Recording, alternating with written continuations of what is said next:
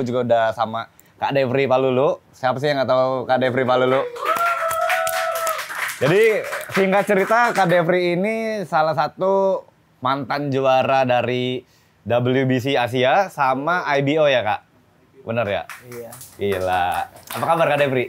Puji Tuhan baik ya. Iya, kita ngobrol santai-santai aja ya? Santai. Kalau ada kata-kata yang kurang menarik jangan dipukul saya. Gak apa-apa, paling buang aja Pak. Buang aja sih gitu ya. Jadi Kak Devri sekarang lagi sibuk apa nih Kak? Sekarang kemarin setelah bertanding kemarin sibuk sama keluarga sebentar, terus udah mulai aktivitas kerja lagi. Kerja apa Kak? Kebetulan kita di kantornya Koarmin. Oh, di kantor Kak Armin. Iya. Jadi Kak Devri ini profesi utamanya bukan petinju nih?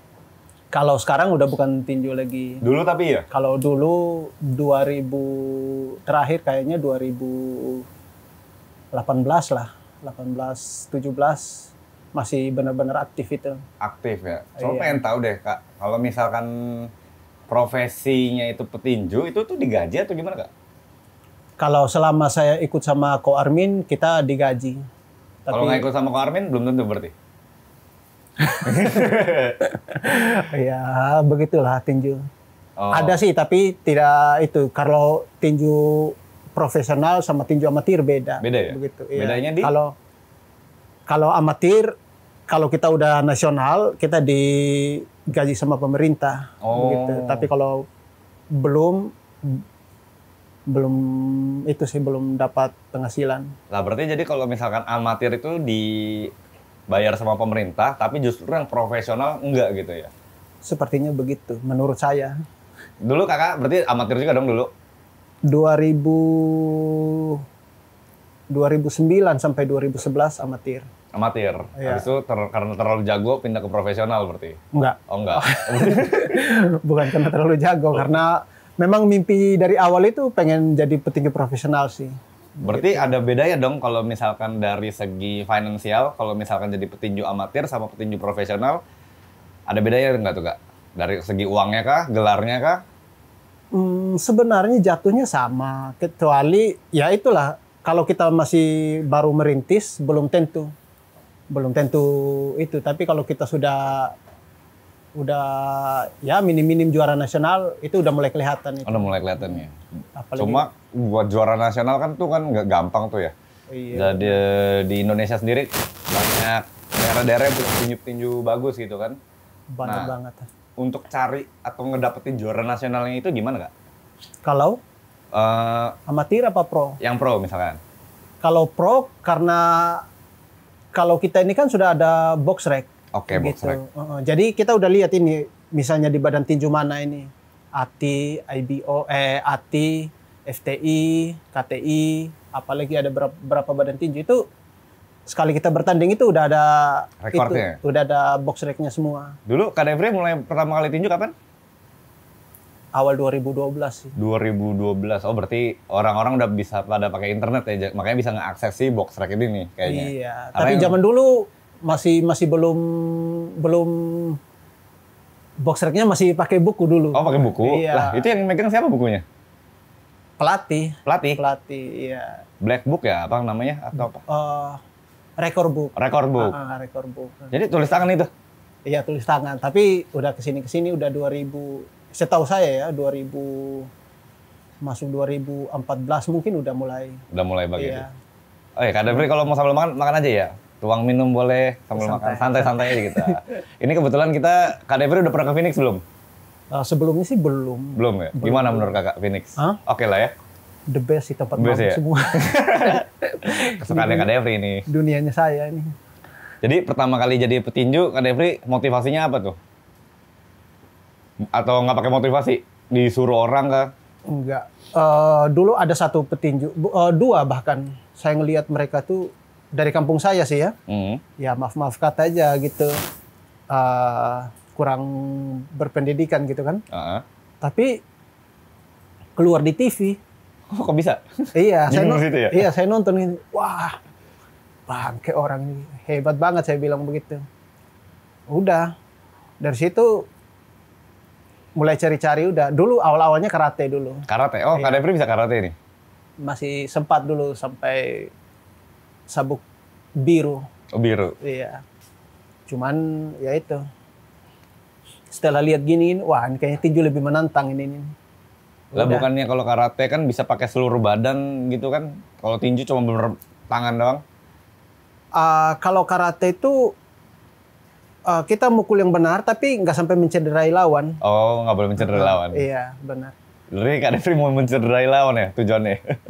Bukan sih, tapi kayaknya kalau benturannya bagus itu lebih laki aja. Oh, lebih laki. Iya, iya, iya. Gitu. Tapi tadi ngomongin sabuk biru waktu di karate. Kalau di boxing udah dapet sabuk apa ya, Kak? Selain WBC sama IBO yang paling apa namanya? Bisa dibilang kategorinya internasional mungkin. Juara nasional Juara dari nasional. dari ya kita hitung dari bawah dulu lah, juara nasional gitu. Juara nasional habis itu dapat sabuk WBC 2019 lagi 19 rebut lagi IBO. Nah, sempat dapat predikat petinju terbaik Asia juga waktu itu. Petinju terbaik di Asia itu Iya. Kak Devri berarti ini ya. Tapi versi WBC. Versi WBC. Iya. Ya nggak sedikit dong. Dikit dong orang Indonesia yang bisa dapetin gelar itu ya. Tahu nggak selain Kak Devri yang dapat gelar itu ada orang lain mungkin? Sejauh ini sih belum saya belum tahu. Belum ada yang sih. lain Iya. berarti? Tapi itu dapatnya di Thailand. Oh, di Thailand. Iya. Ya nggak apa-apa lah, kan mengharumkan nama Indonesia di Thailand berarti dong. Iya.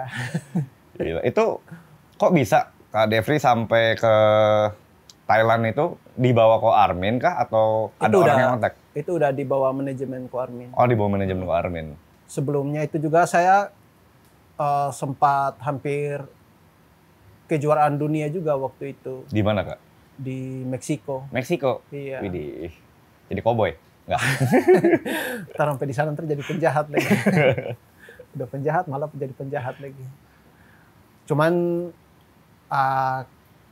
kendalanya visa waktu itu. Oh. Jadi waktu itu posisinya saya lawan pengganti. Lawan pengganti. Jadi sebenarnya bukan Kak Devri harusnya. Bukan. Jadi dari Asia itu saya, dari Afrika itu ada satu petinju lagi itu lupa saya namanya itu. Begitu. Nah, jadi lawan pengganti ini visanya siapa ini yang cepat keluar Oh, duluan gitu. Kak Devri nggak keluar duluan ternyata. Lambat ya. Lambat ya. Bahkan kalau menurut saya sih bukan lambat, emang nggak keluar. Emang nggak keluar? Karena ya ada masalah-masalah itulah yang menurut saya Regulasinya susah ya. Padahal kalau Kak Devri berangkat ke sono kayaknya udah mengharumkan nama Indonesia lagi nih. Tapi disayangkan nggak bisa berangkat ya. iya. Aduh, gimana ini? Tapi kalau misalkan kayak gitu ya, bisa dibilang internasional juga tuh udah ngelihat Kak Devri. Ada petinju di Indonesia tuh yang punya nama bagus sehingga internasional pun ngelirik ke Indonesia gitu kan. Berarti sebenarnya kita udah dikenal dong sama orang-orang di luar sana, petinju-petinju sama petinju luar. Kalau menurut saya yang saya perhatikan sebenarnya kita nggak kalah-kalah bagus sama petinju-petinju luar. Cuman cara kemasnya, Cara kemasnya. cara kemas pertandingannya gitu. Secara teknik ya teknik Indonesia, Filipina, Cina mirip-mirip sih sebenarnya begitu. Cuman pengemasan pertandingannya. Nah ini makanya dengan ada HSS ini nih bagaimana caranya gitu kita. Memperbaiki yang sebelum-sebelumnya ya. Untuk Iya. dalam segi pengemasan tapi gitu ya. Iya betul. Nah, kalau Kak Devri sendiri kan kalau di HSS sendiri udah sampai berapa kali ya? Dari HSS 1, 2, 3 pun datang, 4 main lagi. Berarti udah 3 kali main ya? Iya. Nah, itu Kak Devri ada kepikiran mau lanjut main lagi kah? Atau mungkin gimana? Di HSS. Di HSS atau di tempatnya juga apa mungkin mau main lagi sebagai petinju gitu kan? Kalau ini dari saya sendiri ya. Setelah saya gabung sama HSS ini, apa namanya? Udah ngerasain Sambil minum ya? ya. Udah ngerasain atmosfer tinjunya yang udah benar-benar udah kayak kiblatnya udah di luar gitu. Oh, atmosfernya. Jadi kalau pertandingan-pertandingan kecil itu kayak udah Malas ya? iya udah nggak itu sih. Bukan nggak, ya mungkin suatu saat mungkin kalau masih pengen bertanding terus diajak, mungkin bisa. Masih sih. mau gitu Iya, ya? masih mau. Tapi Ada concern kayak misalkan, aduh kayaknya udah bukan zamannya Kak Devri, atau mungkin usianya kayak udah nggak masuk nih, atau ada kepikiran sampai kayak gitu nggak? Kayak udah harus pensiun nih? Nggak ada? belum sih menurut Belum saya. ya? Tapi kalau memang kalau masalah usia sih, ya kita Asia itu ya lebih itu tuh Asia Tenggara ya gitu. Umur 32 bahkan ya paling mentok-mentok sih 35 itu udah jatuh banget itu. Udah drop banget ya? Udah mulai drop itu karena ya dari segi makanan, Gaya hidup. nah gitu. Gaya hidup Kak Devri emang gimana nih kemarin untuk persiapan HSS kemarin tuh? Pertanyaannya itu sambil ketawa tuh saya Kayak udah ketemu gitu ya? kalau pertandingan kemarin itu jadi gini, saya tidak kepikiran bahwa si Rahul bawa senjatanya banyak banget, Oh, iya? pelurunya banyak banget. Jadi Iya. sempet nggak nih ada kepikiran lawannya cuma Rahul doang gitu? Ya itu udah pasti. Udah pasti? Udah pasti, udah 1000% itu. Ya paling dia bertahan berapa ronde sih menurut saya begitu. Nggak tahu dia bawa senjatanya banyak banget. Agak kaget juga ya? Kaget banget sih menurut saya. Wah, saat ini saya bilang gitu. Iya. Tapi menurut Kak Devri, Rahul nih oke, bagus dia? Menurut saya dari HSS 3, HSS 3 aja dia kalah aja itu masih kalah terhormat menurut saya. Kalah terhormat? Iya, Oke. sama Jekri itu petinju bagus, amatir bagus banget ya. Ya karena saya pikir mungkin ya beda sama pro gitu kan. Saya nggak mikir lagi kalau kita cuma main 6 ronde gitu. Nah karena sudah biasa main ronde panjang, paling habisnya di ujung paling gitu kan. Apalagi ngeliat Rahul kan yang tadinya 4 ronde langsung loncat ke 6 ronde. Iya. Dan ternyata stamina oke juga berarti dia ya? Berarti dia nyiapin fisiknya bagus banget menurut saya. Tapi kalau ngomongin senjata nih, yang Kak Devri maksud apa nih? Kalau nggak salah Kak Devri ini kan gaya bertarung itu southpaw ya? Iya. Berarti Rahul ini yang ortodoks tuh dia bisa ngelawan Kak Devri dengan senjata yang Kak Devri bilang tuh, senjata kayak gimana nih maksudnya nih? Glove kah? Dari segi fisik, stamina menurut saya sih. Fisik Dia dan stamina. menang banyak sih itu. Begitu. Kalau Nah. dari kemarin, berarti Kak Devri lawan Rahul, dari segi Kak Devri unggulnya di mana Kak Devri? Pengalaman sih menurut Pengalaman. saya. Kalau mungkin menurut saya kalau bukan sekelas saya mungkin ronde 3 bukan ronde 4 lah, ronde 4 ronde 5 itu udah diberhentiin gitu. Ya karena pengalaman jadi bisa ngeredam pukulan apa segala begitu. Bisa blocking gitu ya? Iya, walaupun kena tapi bisa diredam begitu. Nah itu. Tapi di situ Kak Devri ada ngerasa nggak sih kayak mungkin Kak Devri terima tantangannya Rahul juga karena ngeliat dia punya potensi yang mana kayak ini bisa jadi batu loncatan nih kalau misalnya emang Rahul ini bisa menang lawan Kak Devri, kedepannya dia mungkin bisa lebih maju lagi gitu. Ini untuk Rahul. Iya untuk Rahul. Ada nggak kepikiran kayak ini orang kayak bisa Kak Devri didik lah ibaratnya. Pasti kan abis ini bakal kalau ketemu sparring bareng lagi, latihan bareng, sharing-sharing.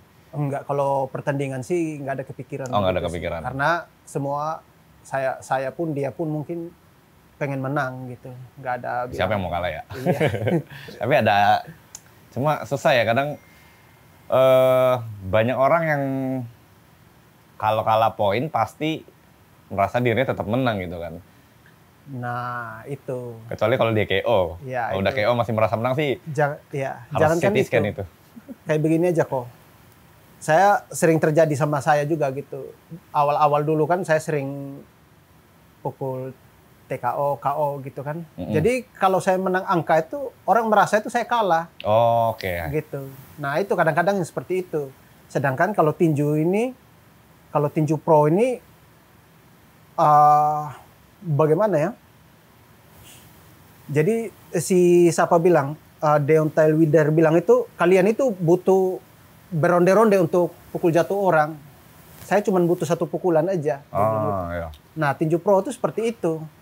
Walaupun dia dipukul seperti apa, tapi kalau dia daya tahannya dia masih bagus, jangan diberhentiin dulu. Ya mungkin itu dari kacamata wasit beda lagi menurut saya gitu. Banyak perspektif ya di atas Iya. ring situ.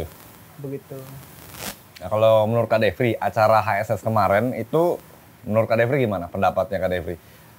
Untuk pengemasan acaranya, apakah ada kekurangan kah dari segi acaranya, pemilihan siapa lawan siapa, terus dari segi penjurian mungkin, karena kan memang dari kemarin kita banyak orang yang tanya ini gimana sih HSS bikin acara kok begitu? Nah ini yang saya sedikit Sharing-sharing aja. Di satu sisi saya lihat kayak kemarin gitu, itu juga terjadi sama saya sendiri, bahkan ya kalau menurut saya sama temannya saya juga gitu. Jadi kita ini harusnya saya tuh sudut merah. Oke. Gitu. Nah kalau sudut biru itu penantang. Oke. Begitu. Sudut merah dia juara entah atau apalah begitu. Dia senior atau apa begitu. Walaupun bukan dia senior, tapi misalnya walaupun dia senior, tapi dia udah pernah banyak kalah, terus yang penantangnya ini, yang juniornya ini sudah juara, tetap. Oh itu berarti pengemasan dalam segi estetika di sudut. Iya. Sudut biru dan merahnya. Iya. Jadi emang, nah ini sebenarnya kadang saya juga sempat agak rancu kayak nanya-nanya, bedanya sudut merah, sudut biru apa? Ada yang bilang bebas sudutnya yang mana aja. Cuma ada beberapa juga yang bilang kayak sudut merah itu yang ditantang, si sudut biru ini penantang. Iya benar. Rata-rata kalau di luar mungkin seperti itu kali ya?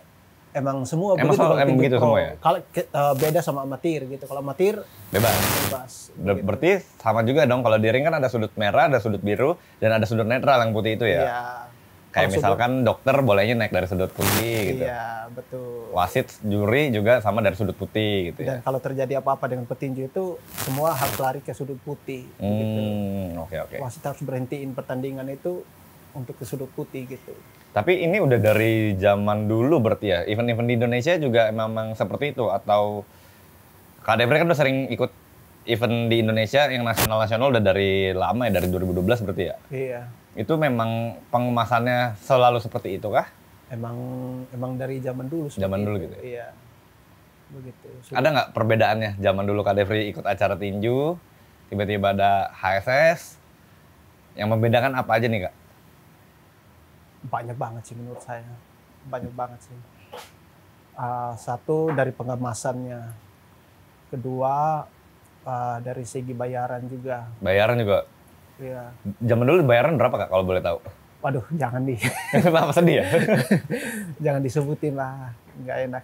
Saya pernah dengar kalau nggak salah dari, ya Korn kadang juga pernah ngasih tahu, ada yang dibayar 200.000 per ronde, 250.000 per ronde, terus juga ada yang pernah dibayar kayak, bukan dibayar, tapi promotor mau mainin petinjunya, malah dia yang bayar gitu juga ada gitu kan. Begitu. Emang begitu tinju Indonesia itu seperti itu dulu. Jadi, Kak Devri mau main, ya udah Kak Devri bayar lah ke promotor. Kadang yang seperti itu. penyelenggara. Nah itu kadang kalau yang seperti itu kecuali kalau kita sudah tahu lawan ini bakalan kalah ntar. Kita pengen, artinya dalam arti kita pengen ngambil Gelarnya dia. bukan, kita pengen hijau box racknya kita. Perbaikan peringkat.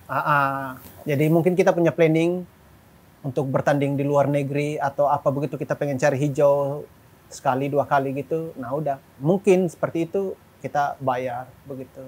Oh, berarti kalau untuk mau ke luar negeri nggak bisa sembarang orang nih ya? Box rack dia harus hijau dulu, artinya banyak kemenangan ya? Tergantung juga. Tergantung. Tergantung juga sih menurut saya. Karena ya kalau saya ini kan, saya lihat box rack saya ini kan sudah 3 kali kalah. Ini 2023 kemarin itu 3 kali kalah. Nah mungkin saya bisa keluar, mungkin bisa dipanggil ke luar negeri itu karena status mantan juara. Oh, Tapi jadi- kalau belum mungkin, nggak mungkin bisa. Jadi ada pertimbangan di situ juga ya? Iya. Oh ini siapa nih? Oke, tahun 2023 ada 3 kali kalah, tapi dia mantan juara Iya. WBC dan IBO. Iya. Tetap dipertimbangkan lagi gitu ya? Tetap itu. Jadi mereka ngambil nama gitu. Saya ada sempat lihat box rack-nya Rahul, dia kan debut pro ya? Debut pro. Setelah menang lawan Kak Devri kemarin, dia itu keluar menangnya 1, tapi bintangnya langsung 2. Nah itulah tinju itu seperti itu.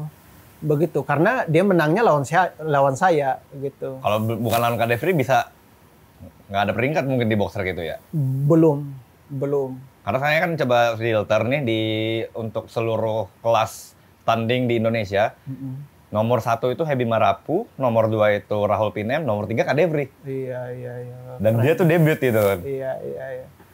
Ya itu menurut saya itu kalau dari segi kacamata saya itu rezekinya dia. Rezeki. Harus dipertahankan dong berarti ya? Harus. Karena beberapa sempat banyak yang ngincar dia juga kan. Tandingin dong mau lawan Rahul nih. Iya, Apakah itu juga bisa salah satu untuk ngincar si peringkat tadi mungkin ya Kak? Ya memang seperti itu. Seperti itu ya di sini ya? Karena orang baru ngelihat. Yang kedua, dia baru naik tinju, baru di pro gitu kan.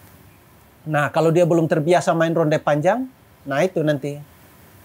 Yang senior nanti, nanti tunggu di ronde-ronde terakhir aja gitu. Oh, oke. Gitu. Jadi taktikal kayak gitu ya, dipanjangin baru dihajar ya. Jadi saya berharap kalau Rahul sudah seperti itu, dia harus bisa mempertahankan terus begitu. Anak itu bagus menurut saya. Potensinya bagus. Ya. Iya. Perlu banyak belajar sih dari Kak Devri itu. Mungkin bisa sharing gimana cara bertahan 10 sampai 12 ronde gitu kan. Saya pun dulu tidak seperti itu dulu. Saya pun dulu incar KO. Incar KO terus itu. Paling tinggi dulu itu awal-awal saya karir itu kalau teman-teman itu lawannya saya ya. Kalau mereka bisa bertahan sampai 4 sampai 5 ronde. Kalau enggak ya paling 2-3 ronde aja. Sisa KO. Iya, begitu. Nah, itu. Cuman semenjak saya gabung sama Ko Armin ini, kamu ini harus coba main ronde panjang terus gitu. Dulu kenal Ko Armin dari mana, Kak? Waktu itu saya masih ada di satu sasana dulu. Ko Armin bawa Tibo ke situ. Tibo Monabesa. Tibo Monabesa bawa latihan di situ. Nah, udah dari situ mulai kenal-kenal, kita mulai sharing-sharing gitu ya. Gitu. Nggak langsung gabung juga sih. Siapa yang ngajak kenalan duluan, Kak? Enggak, karena Tibo ke situ. Ya? Karena Tibo di situ jadi ngobrol-ngobrol dulu sebentar gitu. Dan dia juga dulu kan masih zaman-zaman itu Facebook begitu kan, masih sering inbox, kasih motivasi begitu kan. Wah, orang ini bagusin dalam hati gitu. Baik ya Ko Armin ya.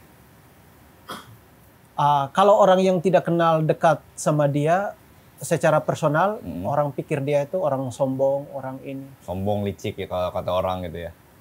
Kalau licik sih menurut saya tidak. Kata orang maksudnya kalau kata orang. Iya. Kan ada yang bilang kayak gitu kan. Kalau saya ya, kalau licik sih menurut saya tidak, cuman dia profesional. Oke. Jadi menurut saya itu orang-orang yang bisa ngomong kasar begitu sama dia itu mungkin orang yang nggak bisa, ya ini gua tidak bisa saya dapetin uang lah dari dia gitu. Udah coba deketin Armin, nggak dapet keuntungan, ya udahlah gua kata-katain dah. Iya gitu.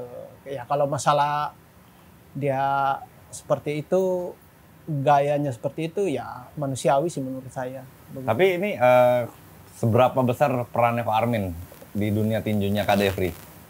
Ya, ibaratkan ada Armintan Gym Promotion ya, ada timnya ada Kak Devri, Faisal, Ibo.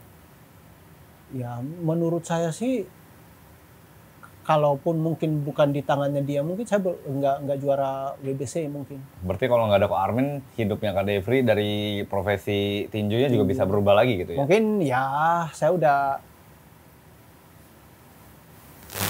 di jalan lah mungkin gitu. Udah apa namanya? Ya itulah kenapa saya masih berterima kasih terus sama dia sampai sekarang itu. Saat saya betul-betul jatuh banget itu, cuman dia aja yang dia mau nolongin ya? Sorong tangan ke saya gitu. Kalau orang semua orang saat itu tinggalin saya semua. Begitu. Tapi cuman Armin beda. Ya itulah saya bilang begitu. Ada beberapa orang yang kelihatannya baik banget tapi mereka seperti ada udang di balik batu begitu. Tipenya dia itu kalau saya lihat ya lu jahat ya jahat aja gitu. Terima dengan apa yang saya omong ya udah gitu. Kalau nggak ada untungnya ngapain gue bantu gitu ya. Iya gitu. Berarti Kak Devri ke Ko Armin ini memang benar-benar bisa dibilang berjasa banget lah ya di Sangat-sangat hidupnya Kak berjasa Devri sih. ya. Sangat-sangat. Kalau saya lihat sih bukan cuma di saya aja sih. Hampir semua di petinju-petinju sih. Bahkan kalau saya lihat pun itu sampai di dunia kerja sih. Dunia kerja juga? Iya. Oh, jadi selain dia naikin Kak Devri dunia tinju, secara profesi kerja itu juga dibantu? Dikasih kerjaan gitu? Iya. Nah ini yang saya pengen cerita sedikit ini. Selama saya ikut kerja dan bahkan mungkin menurut saya kalau saya itu ya, apa namanya, kalau saya perhatiin zaman-zaman COVID dulu gitu. Ya banyak yang bangkrut lah. Keluarin karyawan-karyawannya kan? Iya, layoff. Iya. Kita itu nggak ada di gitu. Bahkan kita nggak kerja pun saat itu gaji kita itu tetap full. Iya. Emang Ko Armin tajir melintir ini kayaknya. Tajir melintir sih enggak sih menurut saya. Kurang tajir melintir Ko Armin. Bukan kurang, maksudnya sih enggak. Dia orang yang tidak terlalu berada banget dan tidak terlalu kurang banget gitu. Tapi hatinya dia itu besar, baik untuk orang yang kenal betul sama dia begitu, secara personal gitu. Memang orang tuh nggak bisa dinilai dari wujud covernya doang ya. Iya. Harus kenal dulu barulah boleh menjudge. Kalau saya lihat sama teman-teman yang lain kita semua begitu, yang di luar tinju juga begitu. Tapi kayak misalkan di persiapan kemarin HSS 4 kemarin, Ko Armin ada andil juga. Sorry kok. Ya, terus Ko Armin ada andil juga tah waktu Kak Devri latihan gitu, mungkin waktu di HSS 4. Oh enggak. Kalau kayak HSS 2 waktu lawan Asad Asif kan mungkin HSS 1, HSS 2 ya. Masih itu terus Ko Armin. Masih Cuman itu. HSS 4 ini dan juga banyak libur sih waktu itu. Oh, iya. Libur ya. Jadi mungkin boleh kali Kak Devri ceritain persiapannya waktu HSS 1, HSS 2 sama HSS 4. Dari 3 acara ini persiapan mana yang menurut Kak Devri paling matang gitu? Ya, yang paling siapa ya kemarin yang si HSS 1 ya? HSS 1 lawan Thailand. Iya. HSS 2 lawan itu India. Semua persiapan sih menurut saya matang. Cuman kalau kemarin ini saya terlalu apa nih? apa sih gitu. Kayak ya udahlah. Yang penting persiapan gitu ya. Tapi kurang matang kayaknya nih. Iya, begitu. Nah, kalau misalkan kita ngomongin, sempet kayak ngobrol sama Kak Devri deh. Kak Devri sempet ngomong kayak persiapan saya matang, tapi punya Rahul lebih matang lagi gitu kan. Nah, memang seperti itu. Seperti yang saya bilang tadi gitu. Ada sedikit meremehkan sedikit ya? Enggak sih, menurut saya tadi saya bilang itu apa namanya? Ya dia bawa pelurunya banyak banget gitu. Sedangkan saya ya secukupnya aja. Ya udah sampai ronde segini aja. Ternyata saya lihat dia, wah, kacau nih, ternyata dia punya. Dan bahkan ya inilah, tapi menurut saya itu bukan satu alasan sih. Orang-orang itu bahkan mungkin banyak yang bilang itu tidak percaya kalau itu saya. Oke. Begitu di atas ring itu kalau mereka tuh. Ada yang bilang settingan berarti nih? Bahkan ada yang bilang begitu. Dibayar berapa sih? Tidak, saya bilang itu. Memang dia persiapannya bagus, saya bilang. Saya saat itu memang cuman naikin berat badannya terlalu banyak banget begitu. Tapi ngomongin settingan ya, Kak, ibaratnya kan kemarin ada 2 petinju dari sasarannya Ko Armin lah ya. Kayak kalau di sini kan bisa dibilang di HSS Ko Armin udah nggak sama kita lagi, udah nggak cuma ya udah dia sebagai mentor kita aja gitu. Tapi untuk keputusan siapa bertanding itu kan ada di HSS. Iya. Nah berarti kemarin ada Kak Devri, ada Faisal. Faisal menang, Kak Devri kalah. Iya. Tapi Faisal itu dibilang katanya karena Papa Armin dia menang. Alah. Tapi Kak Devri kan berarti sama dong sama. Buktinya saya kalau misalnya kita mau settingan begitu kan, ya udah tinggal kontak aja sama wasit gitu kan. biar gimana pun dia tetap harus menang. Gitu aja. Mm-mm. Bukti settingan mana? Bahkan harusnya kan saya pun ya dibilang saya di situ kan senior kan. Iya, iya. Begitu masa saya Settingin dong. Dan kalau settingan mungkin nggak masuk box rec kali ya? bisa masuk. Cuman menurut saya itu semua itu bukan nggak settingan sih menurut saya. Begitu. Dan kayak Kak Devri sendiri kan mengakui kalau memang di hari itu ya memang Kak Devri kalah gitu kan. Walaupun memang ada faktor-faktor lain mungkin dari segi persiapan, versi Rahul sama versi Kak Devri. Iya. Dan kalau dilihat kan mungkin dari segi umur Kak Devri juga harus bekerja untuk menafkahi keluarga kali ya. Dan Rahul bisa tetap lebih fokus latihan. Mungkin betul. itu salah satu faktor yang bikin juga Betul. jam terbang latihannya itu yang berbeda gitu ya. Betul. Kalau mereka kan sekarang jadi saya ngelihat ini si Rahul ini ya di umur-umur saya. Waktu 21 sampai 25 lah gitu. Prima-primanya tuh. Ya itu gitu. Jadi itu sekarang yang dia jalani gitu. Sedangkan saya sekarang tinju ini udah nomor 2 gitu. Nomor 1 keluarga. Nomor 1 nafkahin keluarga dulu. Nomor 2 pertandingan. Nomor 2 pertandingan. Nomor 3 arahnya kemana ini? outlet. Tapi Kak Devri, kemarin kan HSS selesai HSS 4 tuh banyak kontroversi ya. Harusnya Kak Devri juga udah denger juga kayak banyak kontroversi, banyak yang merasa dia harusnya menang gitu kan. Tapi ini kok dia kalah gitu kan. Berarti kemarin saya juga harusnya menang dong. Iya ya? Enggak, kalau saya mau oh iya ya. itu. Banyak kan yang merasa dia menang harusnya. Iya. Kalau saya bilang saya mau kuat, saya juga masih kuat begitu. Tapi kenapa diberhentikan gitu ya? Nah, gitu. Ya memang wasit kan punya sudut pandang masing-masing begitu. Tidak bisa kita bilang seperti ini tidak bisa begitu. Kak Devri kemarin sampai partai terakhir nggak? Sebelum ya udah partai Udah partai terakhir berarti nonton pertandingan Andika dan Silem Serang dong? Nonton. Gimana tanggapan Kak Devri dengan kontroversi kemarin itu? Waduh, saya dua-dua itu adik-adik saya, teman-teman saya itu. Jadi saya no comment dulu lah. Oh, no comment dulu ya. Kalau yang saya lihat sih juga ya memang tidak ada kesalahan di keduanya sih ya. Iya, kalau mereka berdua tidak salah. Mereka dua tuh pelaku di dalam begitu.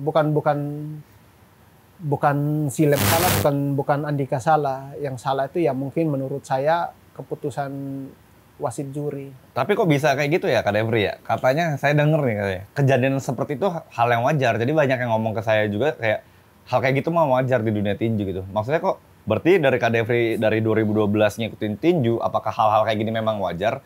Cuma bedanya adalah kemarin di acara besar aja, baru baru terekspos semua karena terekspos media aja. Sebenarnya banyak banget yang begitu. Nah kalau dulu nggak terekspos, mereka mau protes kemana? Ya paling ngomong gitu ya udah selesai gitu. Saya kayak nggak ada berlanjut lagi. Kalau sekarang kan udah gua sosial media bisa kan bikin video klarifikasi. Iya. Ngadu ke siapa ke sini gitu kan. Iya, kalau dulu udah selesai aja. Tapi kalau menurut saya sih bagus sih dengan ada sosial media sekarang, jadi apapun yang tidak kelihatan dulu, sekarang baru kelihatan, itu bisa diperbaiki. Ibarat kan dulu nggak ada yang ngasih tahu kalau emang ada hal-hal seperti ini gitu. Yang saya lihat kalau misalnya seperti itu ya, nggak usah lah kita ribut-ribut di sosial media. Ya udah tinggal kontak promotor apa. Ya udah saya mau rematch aja begitu sama dia. Udah selesai kan? Solusinya rematch berarti. Solusinya rematch aja begitu. Nggak usah lah. Menurut Kak Devri, Andika dan Silem ini juga harus rematch ya? Harus sih. Panas nggak kalau mereka rematch sebenarnya? Bakalan pecah sih menurut saya. Pecah ya mereka ya? Bakalan pecah sih. Dan dari persiapan juga saya lihat pasti mereka berdua itu nggak ada yang mau kalah nanti. Iyalah. Gitu. Nah itu kayak kemarin kan anjir nih, main poin kalah. Iya. Kalian pasti dua-duanya kayak ngincer KO nih kayaknya. Sepertinya begitu untuk pertemuan terakhir mereka. Mereka kemarin ketiga ya? Ketiga ya? Iya, pertemuan terakhir mereka keempat itu ya sepertinya begitu menurut saya. Penentuan ya berarti ya? Hah? Penentuan ini udah pasti ya minim-minim berdarah lah. Iya. Iya. Tapi kalau misalkan Kak Devri dikasih kesempatan lagi, misalkan kita bikin acara HSS lagi, Kak Devri masih mau main berarti ya? Wah, udah pasti itu pengen banget sih. Ada yang mau ditantang mungkin atau ngajak Rahul rematch? Saya sih berharap sih bisa rematch lagi sama Rahul. Sama Rahul ya? Iya. Tapi sebenarnya Kak Devri ini kan bukan di berat 66 kilo ya? Aslinya di berapa kalau main tanding? Kalau saya mainnya di 61, 63 itu udah mentok-mentok banget sih sebenarnya. 63 mentok. Berarti kalau nanti mau ngajak Rahul rematch atau punya kesempatan main lagi di HSS, kali ini Kak Devri mau nggak jadi penantang misalkan? Ayo kalau mau ayo turun ke berat. Waduh, Devri. mau banget. Enggak sih. Oh, enggak sih. Kita harus laki lah menurut saya. Kita harus laki lah. Tetap aja kita main di berat itu. Oh, iya. Oke. Berarti samain aja gitu ya? Samain aja. Jadi nanti kalau misalnya seandainya ya mungkin aja gitu. Tiba-tiba mungkin Rahul kalah. Dia kan turunin berat gitu. Jadi biar nggak ada alasan gitu. Iya. Berarti ini Kak Devri yang tetap ya udah kita ke berat yang sama main lagi. Aja di beratnya dia. Kemarin kan udah ngelihat video, udah evaluasi semua gini. Kesalahan saya di sini gitu. Gitu. Rahul Pinem siap-siap ditunggu panggilan rematch dari Kakak Devri ya.